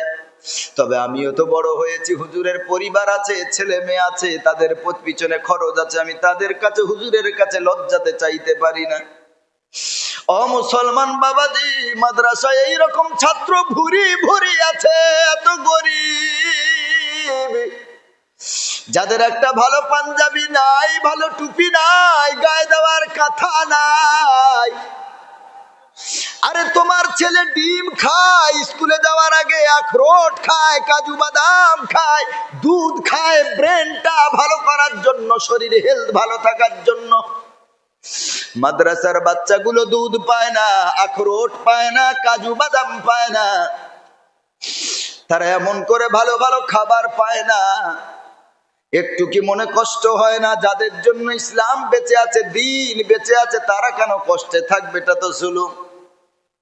আমার হাইলাকান্দির মুসলমান বাবাজি, শাহবাদের মুসলমান একজন কি কেউ বলবেন, হুজুর, আমি এই বাচ্চা ইতিম, আমার ছেলে হাফেজ হতে পারে নাই, মেয়ে হাফেজা হতে পারে নাই, আমার পরিবারে কেউ হাফেজা হতে পারে নাই, তবে আমি 1 বছরের জন্য মাদ্রাসার একজন গরিবের দায়িত্ব নিলাম। 1 বছরের জন্য মাদ্রাসার একটা বাচ্চার দায়িত্ব নিলাম 10,000 টাকা দিয়ে। হুজুর, আমি তো আমার পরিবারের কাউকে হাফেজ বানাতে পারি নাই, আলেম বানাতে পারি নাই। আমি 1 বছরে প্রতি মাসে 1,000 করে 10 মাস মাদ্রাসার একটা বাচ্চার দায়িত্ব নেব। কেউ কি আছেন আমার কোন মুরব্বী বাবাজি, কোন যুবক, যাদের আল্লাহ অর্থ সম্পদ ভালো দিয়েছেন, পয়সা ভালো দিয়েছেন, মাস গেলে 15-20 হাজার রোজগার করেন? বেশি চাইবো না, একসাথেও দিতে হবে না, মাসে মাসে একটা করে 1000 দিয়ে একটা বাচ্চার দায়িত্ব নেবেন। কারণ একটা বাচ্চা লেখাপড়া করতে গেলে তার মাইনে বাবদ, তার খাওয়া বাবদ তো 1,000 ন্যূনতম লাগবে। আপনি একটা কোরআনের হাফেজের দায়িত্ব নেন, একজন সন্তানের দায়িত্ব নেন, যে হুজুর, আমি একসাথে দিতে পারবো না, তবে আমি একজন সন্তানের দায়িত্ব নিতে চাই, একজন ভাইয়ের দায়িত্ব নিতে চাই, একজন কোরআনওয়ালার দায়িত্ব নিতে চাই। আমি প্রতি মাসে 1,000 করে টাকা আমি টাইমলি দিয়ে দেব। হুজুর, আমি ঠিকভাবে নামাজ পড়তে পারি না, আমল তেমন ভালো নাই। আমি যদি কোরআনের একজন কোরআনের দায়ী, যারা কোরআনের হাফেজ, 3 বাচ্চা, মাসুম বাচ্চা, তাদের যদি দায়িত্ব নিতে পারি, অন্তত এই ওসিলায় কিয়ামতের দিন আল্লাহ নাজাতের ফয়সালা করে দেবেন। কোন মুরব্বী বাবাজি, কোন ভাইজান, প্রথম নম্বরে ডান হাতটা তুলে বলবেন, হুজুর, আপনি কলকাতা থেকে এসেছেন, মুসাফির মানুষ, একটু দোয়া করে দেবেন। আমার পরিবার অসুস্থ, আমার বড় পেরেশানি। আজ মাদ্রাসার শত শত সন্তান বসে আছেন, মাদ্রাসার ওলামা একরাম বসে আছেন, কত মুসাফির আছেন, কত হাজী সাহেব, কত মুরব্বী বাবাজি আছেন। কারো না কারো দোয়া আজকে কবুল হবেই হবে ইনশাআল্লাহ। তার ওসিলায় আপনার তাকদীর পাল্টে দেবেন আল্লাহ, আপনার অভাব দূর করে দেবেন, অসুস্থ থাকলে সুস্থতা দান করবেন আল্লাহ, মাই মুরব্বী যারা চলে গেছে নাজাতের ফায়সালা করে দেবেন। একজন কোন আল্লাহর বান্দা ডান হাত তুলে বলবেন আমি প্রতি মাসে একটা করে 1010 মাস দিয়ে দেবো ইনশাআল্লাহ। তার জন্য খাস করে দোয়া করব আমরা সকলে মিলে, একটা করে 1010 মাস দেবেন গো বাবাজি। আল্লাহর নবী সাল্লাল্লাহু আলাইহি ওয়াসাল্লাম বলেন আনা ওয়া কাফিলুল ইয়াতামা। ফখরুল ইসলাম আব্দুল মান্নান কাটিসা বাগানঘাট 10,000 টাকা দিবা তারা। আলহামদুলিল্লাহ, নারায়ে তাকবীর, নারায়ে তাকবীর। ফখরুল ইসলাম সাহেব বলুন জিন্দাবাদ। 10,000 টাকা বলুন মারহাবা। ও পরওয়ারদিগারে বেনিয়াজ, আমি মুসাফির অবস্থায় দুখানা হাত তুলেছি আল্লাহ, মাদ্রাসার হাফেজদেরকে নিয়ে, আলেমদেরকে নিয়ে, এতিমদেরকে নিয়ে, মাসুম বাচ্চাদেরকে নিয়ে, ওলামা ইকরামদেরকে নিয়ে আল্লাহ, মুরব্বী বাবাজি, জওয়ান যুবক কতজন হাত তুলেছেন। আয় আল্লাহ, আমার ফখরুল ইসলাম ভাই প্রথম নম্বরে এতিমদের জন্য ওয়াদা করেছেন 10,000।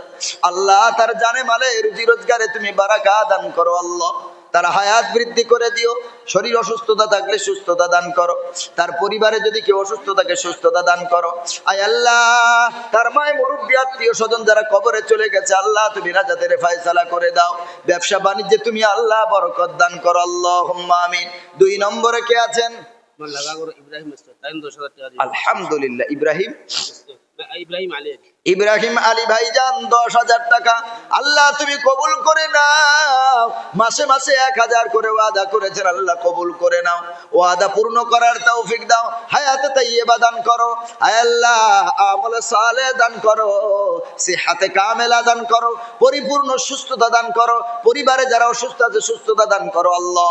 তার মায় মুরব্বী আত্মীয় স্বজন যারা অন্ধকার কবরে বিদায় নিয়েছেন, এই দানের ওসিলায়, মাদ্রাসার ওসিলায়, কোরআন ওয়ালাদের ওসিলায় আল্লাহ তাদের কবরের আযাবকে লাঘব করে দিয়ে নাজাতের ফায়সালা করে দাও, তার রুজি রোজগারে, ব্যবসা বাণিজ্যে আল্লাহ তুমি বারাকা দান করো আল্লাহুম্মা আমিন। 3 নম্বরে কে আছেন? ইসলাম ভাই সাল 50 কেজি দিবা। ইসলামউদ্দিন চাল 50 কেজি। ইসলামউদ্দিন ভাই, ইসলামউদ্দিন ভাই 50 কেজি চাল মারহাবা আল্লাহ। তোমার বান্দা ইসলামউদ্দিন 50 কেজি চালের ওয়াদা করেছেন আল্লাহ তুমি তার দানকে কবুল করে নাও, মনের জায়েজ তামান্না মাকাসাদকে পুরা করে দাও, রুজি রোজগারে, ব্যবসা বাণিজ্যে বারাকা দাও, ক্ষেতের ফসল আল্লাহ তুমি ভালো দিও। আল্লাহ তার পরিবারে যারা অসুস্থ আছে সুস্থতা দান করো, যারা দুনিয়া থেকে বিদায় নিয়েছেন নাজাতের ব্যবস্থা করে দাও। আমিন আমিন মাওলা, আমিন আমিন। মোদের দোয়া কবুল করো রব্বুল আলামিন। শামসুল হক বড় ভুইয়া 1,000 টাকা আল্লাহ কবুল করে নাও, জোরে বলেন আমিন। মাদ্রাসার মোতাওয়াল্লি সাহেব আর শেখ হুজুর 50 কিলো চাল, 2 জন মিলে। আচ্ছা আচ্ছা, 50 কিলো চাল আল্লাহ তুমি কবুল করে নাও। মাদ্রাসার মতো আল্লাহ আল্লাহ দায়িত্বে আছেন, আয় আল্লাহ রব্বুল আলামিন যেই নিয়তে দান করেছেন তুমি কবুল করে নাও। রব্বুল আলামিন হায়াতে তাইয়্যিবা দান করো মালিক, শরীরের রোগ বিমার ভালো রেখো আল্লাহ। রব্বুল আলামিন রুজি রোজগারে, ব্যবসা বাণিজ্যে বারাকা দান করো, পরিবারে যারা অসুস্থ আছে সুস্থতা দান করো, যারা দুনিয়া থেকে চলে গেছেন আত্মীয় স্বজন আল্লাহ কবরে নাজাতের ব্যবস্থা করে দিও আল্লাহুম্মা আমিন। আব্দুল আজিম মাদার বইয়া রংপুর তৃতীয় 500 টাকা। আব্দুল আলিম আব্দুল আজিম ভাই 500 টাকা আল্লাহ তুমি কবুল করে নাও, যেই নিয়তে দান করেছে পুরা কর আল্লাহুম্মা আমিন। শহীদুর রহমান আপনি দ্বিতীয় 1500 টাকা। 1500 টাকা আল্লাহ তুমি কবুল করে নাও, আয় আল্লাহ যেই নিয়তে দান করেছে পুরা করো, মনের জায়েজ তামান্না মাকাসাদকে পুরা করে দাও আল্লাহুম্মা আমিন। হায়দ্রাবাদ থেকে আলী হোসেন 1000 টাকা দিয়েছেন দোয়ালে দান। হায়দ্রাবাদ থেকে আলী হোসেন বরুণ ঘটা বালা পানি দিত 1000 টাকা দিয়েছেন। আয় আল্লাহ তাআলা 1000 টাকা আল্লাহ তুমি কবুল করে নাও, জানে মালে বারাকা দান করো, যেই নিয়তে দান করেছে পুরা করে দিও। বাইরে আছে আল্লাহ তুমি শরীর সুস্থ রেখে দিও। আয় আল্লাহ মায় মুরব্বী যারা দুনিয়া থেকে চলে গেছে নাজাতের ব্যবস্থা করে দিও আল্লাহুম্মা আমিন। মাস্টার মতিউর রহমান সাহেব তুতার বোন, উনি 5 মাসে 5,000। আলহামদুলিল্লাহ, মাস্টার মতিউর রহমান সাহেব তুতার বোন প্রতি মাসে 1,000 করে 5 মাস। আলহামদুলিল্লাহ, আয় আল্লাহ মাস্টার সাহেব প্রতি মাসে 1,000 করে আল্লাহ 5 মাস 5,000 এর ওয়াদা করেছেন। আয় আল্লাহ রব্বুল আলামিন তার ওয়াদাকে পূর্ণ করার তৌফিক দাও, হায়াতে দারাজ করে দাও আল্লাহ। যেই নিয়তে দান করেছে পুরা করে দাও মালিক। আয় আল্লাহ, ব্যবসা বাণিজ্যে বারাকা দান করো, শরীর সুস্থতা দান করো, আল্লাহুম্মা আমিন। নজরুল ফার্মেসি, আচ্ছা। উনি 10 মাসে 10,000 টাকা। আলহামদুলিল্লাহ। নজরুল ফার্মেসি 10 মাসে 10,000 টাকা আল্লাহ তুমি কবুল করে নাও। যেই নিয়তে দান করেছে পুরা করে দাও আল্লাহ। ব্যবসা বাণিজ্যে তুমি বারাকা দান করো, জাযায়ে খায়ের দান করো আল্লাহ। আয় আল্লাহ তাআলা, তার পরিবারে যারা অসুস্থ আছে সুস্থতা দান করো। মাবুদ, যারা দুনিয়া থেকে বিদায় নিয়েছে আল্লাহ নাজাতের ব্যবস্থা করে দিও, আল্লাহুম্মা আমিন। আলসিমা বিবি বেমারটা হবে না, বেমার কি নাম? আলসিমা বিবি। আলসিমা বিবি শরীর অসুস্থ, 500 টাকা দিয়েছেন এতিমদের জন্য। আল্লাহ তুমি শরীরটা সুস্থতা দান করে দাও। যেই ডাক্তার দেখালে, যেখানে ট্রিটমেন্ট করালে দ্রুত আরোগ্য হয়, সেই জায়গার খোঁজ তুমি মিলিয়ে দাও, হায়াতে তাইয়্যিবা দান করো, আল্লাহুম্মা আমিন। সিরাজুল ইসলাম মাঝে গাড়ি উড়ে সারাই প্রায় সময় ওটা 50 কেজি চলবে। সিরাজুল ইসলাম ভাই 50 কিলো চাল আয় আল্লাহ তাআলা কবুল করে নাও। মনের জায়েজ তামান্না মাকাসাদ উদ্দেশ্যকে কবুল করে নাও। আয় আল্লাহ শরীরটা ভালো রেখে দিও, ব্যবসা বাণিজ্যে আল্লাহ তুমি বারাকা দিও। আয় আল্লাহ ক্ষেতের ফসলে বারাকা দিও মালিক রব্বুল আলামিন। এতিমদের জন্য যাদের অন্তরটা কাঁদে, আয় আল্লাহ হাফেজদের কষ্ট শোনার পর যাদের অন্তরটা কাঁদে, মাদ্রাসার বাচ্চাদের কথা শোনার পর যাদের অন্তরটা কাঁদে গো আল্লাহ, আয় আল্লাহ তাদের মন, আয় আল্লাহ তাদের কষ্টকে তুমি দূর করে দাও। ও পারওয়ারদিগারে বেনিয়াজ মালিক, আমরা যারা যে ব্যবসা করি হালাল উপার্জনে আল্লাহ তুমি বারাকা দান করো। সকলে বলেন আল্লাহুম্মা আমিন। আর কে আছেন বাবাজি? আমি আবারও বলছি, বেশি চাই নাই। কেউ যদি বলেন আমি 500 করে মাসে টাকা দেবো, আপনি 10 মাসে 5,000 টাকা দেবেন ইনশাআল্লাহ। মাসে 500 করে আপনাদের চাপ হবে না। আপনারা অনেকে মধ্যবিত্ত, কিন্তু 500 করে দিতে পারবেন, অসুবিধা হবে না। মাসে 500 করে একজন এতিমের দায়িত্ব নেবেন, একজন হাফেজের দায়িত্ব নেবেন, মাদ্রাসার এক ছাত্রের দায়িত্ব নিলেন 1 বছরের জন্য। মাসে 500 করে, যদি কেউ 12 মাস অথবা 10 মাস যেভাবেই পারেন 500 করে মাসে নাম লেখান। প্রত্যেক মাসের যে ইনকাম হবে তার থেকে 500 টাকা এই মাদ্রাসার বাচ্চাদের জন্য দিয়ে দেবেন। এরা দোয়া করবে প্রতিদিন, ফজরের নামাজ পড়ে সূরা ইয়াসিন পড়ে দোয়া করে। নিজের সন্তান সূরা ইয়াসিনও পড়ে না, নামাজও পড়ে না, কিন্তু এই সন্তানগুলো তারা প্রতিদিন ফজরের নামাজ পড়ে সূরা ইয়াসিন পড়ে আমাদের জন্য দোয়া করে। আর মোল্লা কুফার সারিমুল ইসলাম 10 মাসে 10,000 দিবা। আলহামদুলিল্লাহ। 10,000 দিলেন। সারিমুল ইসলাম জি, 10 মাসে 10,000 10 মাসে 10,000 টাকা। সারিমুল ইসলাম ভাই 1,000 নগদ দিয়েছেন, আল্লাহ তুমি কবুল করে নাও মাওলা। 10,000-এর ওয়াদা করেছেন মাবুদ গো। কি ব্যবসা করে আমি জানি না, আয় আল্লাহ তাআলা তার রুজি রোজগারে ব্যবসা বাণিজ্যে তুমি বারাকা নাযিল করো। রব্বুল আলামিন শরীরটা সুস্থ রেখে দিও, যেই নিয়তে দান করেছে পুরা করে দিও। আত্মীয় স্বজন যারা কবরস্থ হয়ে গেছে নাজাতের ফায়সালা করে দিও, আল্লাহুম্মা আমিন। 500 করে টাকা বলেন, প্রত্যেক মাসে দেবেন আব্বা। আমার জোয়ান ভাইরা, আল্লাহ আপনাদের দিয়েছেন অনেকের। দিলবাহার বাগা দেখি 10 মাসে 5,000 দিবা। কি নাম? দিলবাহার। দিলবাহার, মাশাআল্লাহ। যার অন্তরটা সমুদ্রের মতো, আলহামদুলিল্লাহ, কত সুন্দর অর্থ। দিলবাহার মানে কি? যার অন্তরটা সমুদ্রের মতো বড়। আয় আল্লাহ তাআলা দিলবাহার ভাই 10 মাসে 5,000 ওয়াদা করেছেন, মাসে মাসে 500। আল্লাহ আমার দিলবাহার ভাইয়ের দানকে তুমি কবুল করে নাও। জানে মালে বারাকা দান করো, রুজি রোজগারে তুমি ব্যবসা বাণিজ্যে বারাকা দাও।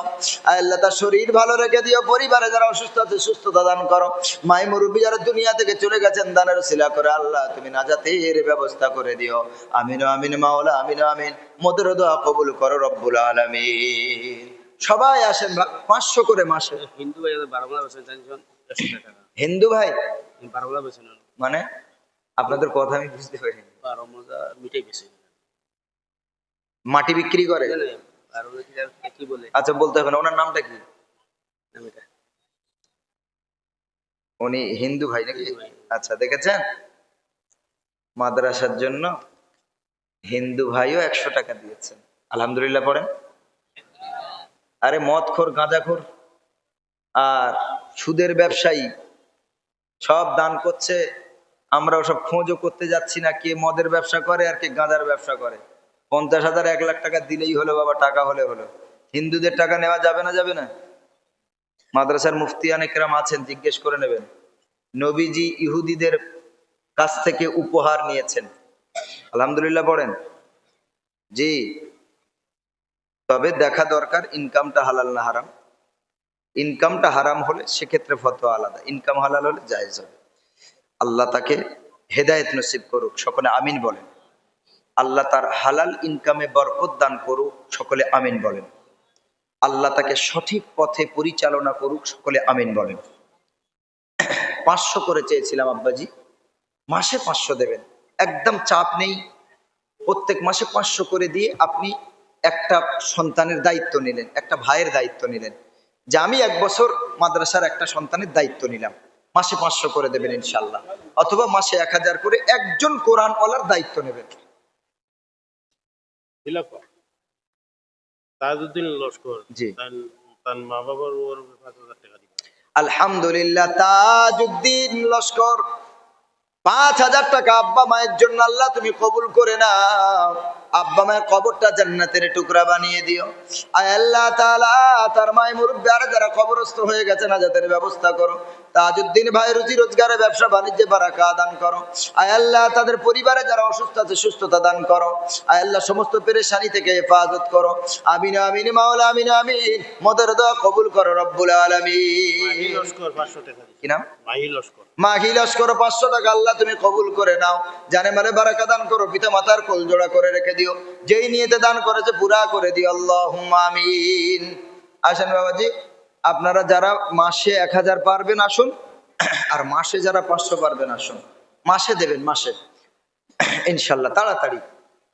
আলহামদুলিল্লাহ। কি নাম ভাইজান? নূর হাসান। ওই যে ভাইজান 5000, তাই তো? মানে মাসে 500 করে তো? আলহামদুলিল্লাহ। আমার ওই যে ভাইয়ের নামটা